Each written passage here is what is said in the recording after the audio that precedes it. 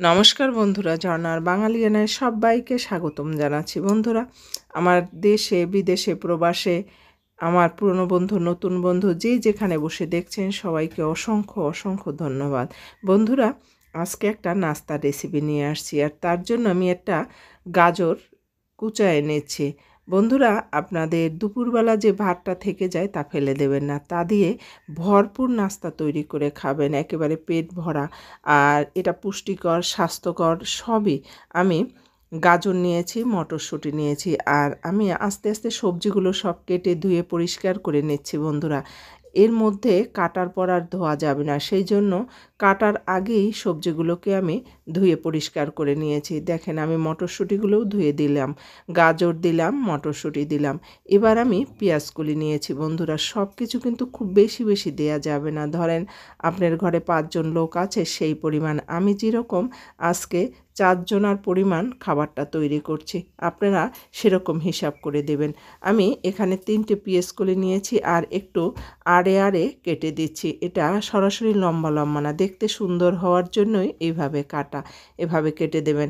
আর এগুলো কিন্তু আমি ধুয়ে পরিষ্কার করে নিয়েছি। বন্ধুরা, এবার নিয়েছি কাঁচামরিচ, আর ঝাল আপনাদের মতো দিবেন। আমি আমার ঘরে ঝাল খুব কম খাই, সেই জন্য আমি খুব কম ঝাল দিয়েছি। আর এটাকে একেবারে কুচায়ে দেবেন, কারণ যাতে মুখে পড়লে ঝাল না লাগে। এবার সেটাও তুলে দিলাম। বন্ধুরা, এই পর্যায় পর্যন্ত যে যেখানে বসে দেখছেন সবাইকে বলবো, ভালো লাগলে লাইক, শেয়ার, সাবস্ক্রাইব করতে ভুলবেন না। অবশ্যই একটা কমেন্ট দিবেন। আর এখন আমি নিয়েছি একটা আলু, সিদ্ধ আলু, সেটাকেও গ্রেট করে দিলাম। আমি সব কিছুই কিন্তু এখানে কুচায়ে দিতে হবে, একেবারে গ্রেট করে দিতে হবে। বন্ধুরা, এবার একটু মিলায়ে নিচ্ছি। দেখেন, আসলে এটাই কিন্তু দেখতে খুব দারুণ লাগছে। সব বিভিন্ন কালারের সবজি একত্রে করলে কিন্তু এটা খুব পুষ্টিকর হয়, খেতেও ভাল লাগে। এবার দিলাম আমি বাটার। বন্ধুরা, আপনাদের কাছে যদি বাটার না থাকে কোনো সমস্যা নেই, তেল দিয়ে দিলেও হবে। আমার কাছে বাটার ছিল, তাই আমি একটু বাটার গ্রেট করে দিলাম, এতে টেস্টটা আরও বাড়বে। এবার নিলাম ধনিয়া পাতা, আর ধনিয়া পাতাটাকেও আমি কুচায়ে দিচ্ছি। এভাবেই আস্তে আস্তে করে সব কিছু মিলায়ে দিবেন। এবার বন্ধুরা, আমি একটা পেঁয়াজ দিয়েছি। পেঁয়াজ কলি দিয়েছি, সেই জন্য পেঁয়াজের পরিমাণটা আমি কম দিয়েছি, একটা পেঁয়াজ দিয়ে দিলাম। বন্ধুরা, এবার দেব দু কোয়া রসুন, আর তাও গ্রেট করে দিয়েছি। মোটামুটি একেবারে সবই গ্রেট করা, কারণ সিদ্ধ করতে যাতে কম সময় লাগে। এবার আমি ডিম দিয়ে দিচ্ছি। বন্ধুরা, আমি এখানে 2টো ডিম নিয়েছি, আপনারা চাইলে পরিমাণে কম বেশি বাড়ায় দিতে পারেন।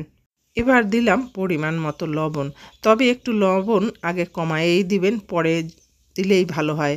প্রথমবারে দিলেই কিন্তু আসলে লবণের পরিমাণটা বেশি হয়ে গেলে খাবারটা নষ্ট হয়ে যাবে, সেই জন্য একটু পরে দিবেন। আমি ডিম আরও একটা দিয়ে নিয়েছি। বন্ধুরা, এবার দেখেন, আমার দুপুরে যে ভাত ছিল বেঁচে গেছে, সেই ভাতটা দিয়েই তৈরি করবে। এখানে যে পরিমাণ ভাত আছে তাতে একজনার পেট ভরে যায়।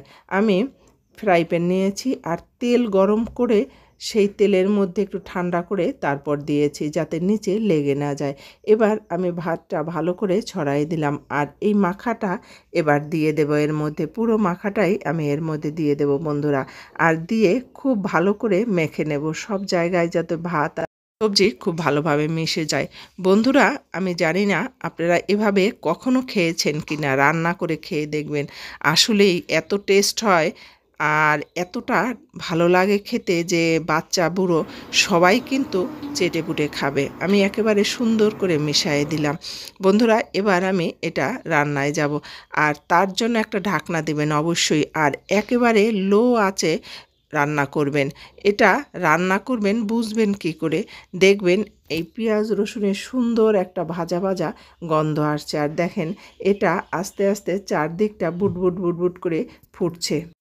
আপনি গ্যাসের চুলায় ঘুরিয়ে ঘুরিয়ে একেবারেই লো আঁচে রান্না করবেন। বন্ধুরা, আমি চারদিকটা একটু ছাড়াই দিচ্ছি।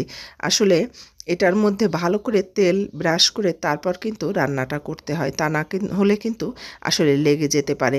এবার আমি আপনাকে তুলে দেখাচ্ছি ওই পিঠটা কতটা হয়েছে। বন্ধুরা, এটা উল্টানোটা খুব সাবধানতার সাথে উল্টাতে হবে। আর একটা এরকম থালা দিয়ে তারপর চেপে ধরে একটু ঠান্ডা করে নিলেও হয়, চেপে ধরে এভাবে উল্টে দেবেন। তা না হলে কিন্তু বন্ধুরা হাতে ছ্যাঁকা লাগতে পারে। আমি তুলে দেখাচ্ছি এটা কীরকম হয়েছে। আপনারা এভাবে দেখেন, আমার এই পিঠটা একেবারে খুব সুন্দর ভাজা ভাজা ভাজা ভাজা হয়েছে। আমি ওই পিঠটা আবার তৈরি করব।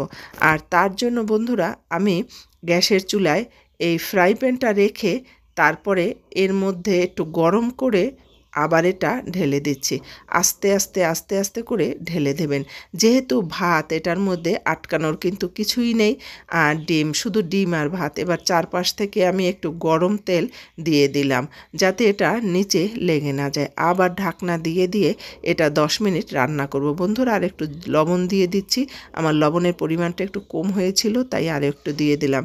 এবার চারদিক থেকে আবার একটু ছড়িয়ে ছড়িয়ে দিচ্ছি। বন্ধুরা বিকেলবেলা এভাবে রান্না করে খেয়ে দেখবেন, দারুণ স্বাদ লাগে, ভালোই লাগে। আমার ছেলে মেয়েরা, দুটো বাচ্চা ছেলে মেয়েরা, এরা চেটে পুটে খেয়েছে, নিজেরা হাতে ধরে খেয়েছে, এতটা টেস্ট হয়েছিল। বন্ধুরা আপনারাও ট্রাই করবেন এভাবে খেতে। আর দেখেন একেবারে চারদিক থেকে সুন্দর ফোটে। এবার আমি আপনাদের আবার তুলে দেখাচ্ছি এটা কীরকম হয়েছে। আমি এটাকে আবার উল্টে দিচ্ছি। বন্ধুরা উল্টানোটা একটু সাবধানতার সাথেই উল্টাবেন। উল্টাতে গেলে কিন্তু আসলে ভয় লাগে, গরম জিনিস হাত ফসকে পড়ে গেলে কিন্তু একেবারে নষ্ট হয়ে যাবে। দেখেন একেবারে কেকের মতো দেখাচ্ছে। আসলে আমরা যে পিৎজা খাই, ঠিক পিৎজার মতো দেখাচ্ছে। আমি আপনাদের কেটেও দেখাচ্ছি যে এটার কতটা শক্ত হয়।